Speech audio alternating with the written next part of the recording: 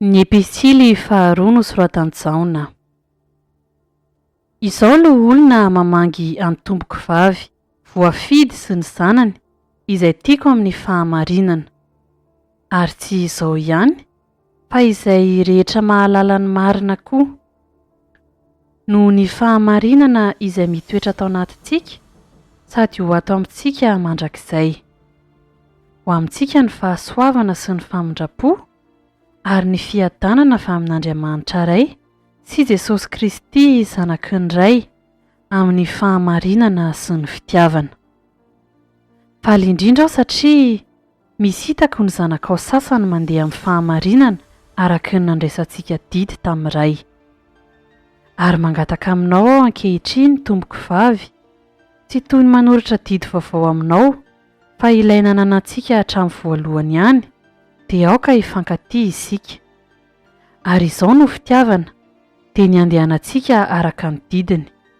Izany no didy, tahaka ny efa renareo hatramin'ny taloha ihany, dia ny andehananareo aminy. Fa maro ny mpamitaka efa lasa any amin'izao tontolo izao, dia ireny tsy manaiky fa efa tonga tamin'ny nofo Jesosy Kristy. Izy no mpamitaka sy antikristy. Mitandrema ianareo, fa andrao mahavery izay namonoanay tena, fa mba handraisanareo valim-pity tanteraka. Izay rehetra mitarika nefa tsy mitoetra ao amin'ny fampianaran'i Kristy, dia tsy manana an'Andriamanitra.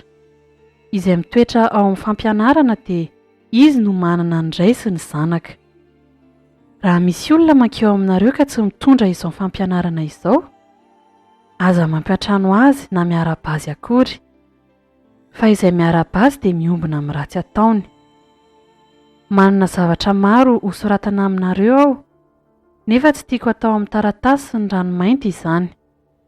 Fa manantena ho tonga aty aminareo aho ka hiteny mifanatrika mba ho tanteraka ny fifalianareo. Ny zanaky ny rahavavinao voafidy, manao velomanao.